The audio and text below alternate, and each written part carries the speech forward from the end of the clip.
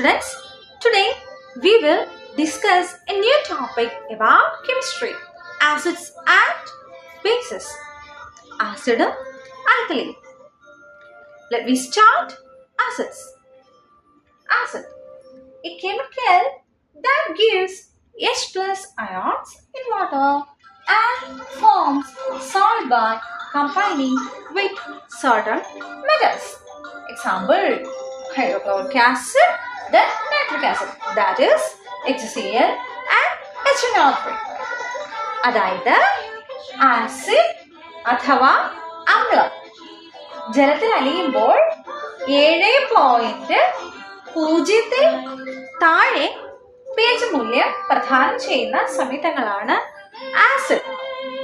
ഇനി ജലത്തിൽ അലിയുമ്പോൾ H+ അയോണുകളെ സ്വതന്ത്രമാക്കുന്ന വസ്തുക്കളാണ് അമ്ലങ്ങൾ.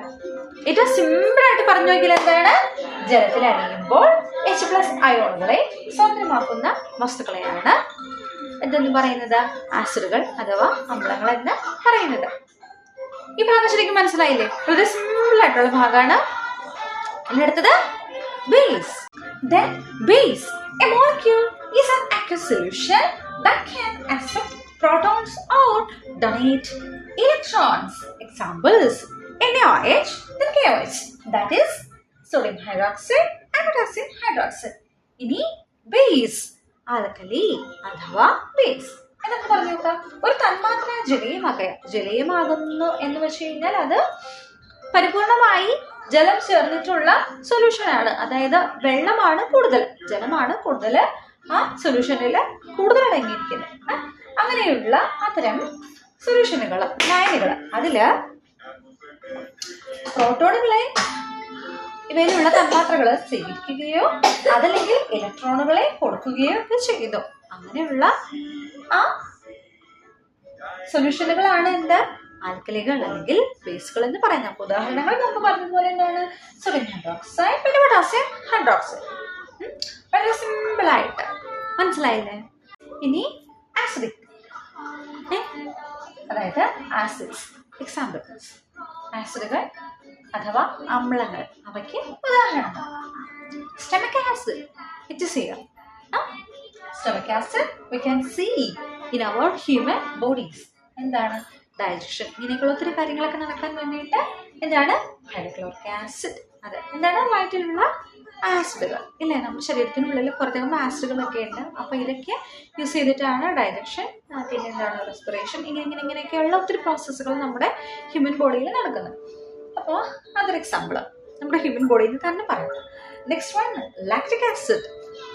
It is present in milk. എന്താണ്? നമ്മുടെ പാലിൽ. അടുത്തത് ലെമൺ ജ്യൂസ്, നമ്മൾ കുടിക്കുന്ന അല്ലെങ്കിൽ നമ്മൾ വീട്ടിൽ ഉണ്ടാക്കുന്ന ലെമൺ ജ്യൂസ് അല്ലേ? അതായത് നാരങ്ങ വെള്ളം. വിനീഗർ, നമ്മുടെ അടുക്കളകളിൽ, അച്ചാറുകളിൽ അല്ലെങ്കിൽ സാലഡുകളിൽ ഒക്കെ ചേർക്കുന്ന വിനീഗർ, വിനാഗിരി. അടുത്തത് ടൊമാറ്റോ ജ്യൂസ്.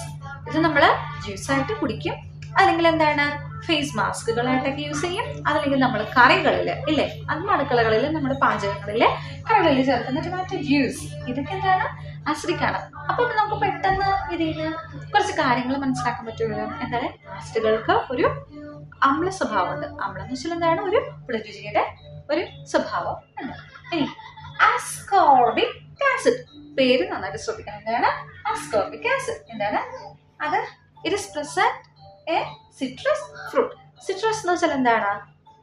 ഓറഞ്ച്, മുസാമ്പി, ഇങ്ങനെയൊക്കെയുള്ള പുളിവർഗ്ഗങ്ങൾ, അതായത് പുളിവർഗ്ഗത്തിലുള്ള പഴങ്ങൾ. ഇനി ഏറ്റവും ലാസ്റ്റ് വൺ എന്താണ്? Carbonic acid, carbonated drinks. Carbonic acid is present in carbonated drinks. So എന്താണ് കാർബണേറ്റഡ് ഡ്രിങ്ക്സ്? നമ്മൾ പറയുന്ന സോഡ ഒക്കെ പോലെയുള്ള ഇന്നൊരെയും പതയ്ക്കുള്ള കാർബണേറ്റഡ് പാനീയങ്ങൾ. അപ്പൊ ഏറ്റവും സിമ്പിൾ ആയിട്ട് മനസ്സിലായോ ആസിഡുകൾക്ക് ഉദാഹരണങ്ങൾ? ദെൻ ബേസ് എക്സാമ്പിൾസ്, ബേസുകൾ അവയ്ക്ക് ഉദാഹരണങ്ങൾ. The examples we can realize in our daily life. Okay, first one, in our human body. Blood, എന്താണ്? രക്തം. Baking soda.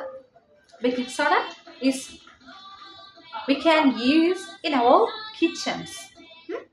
or in our bakeries.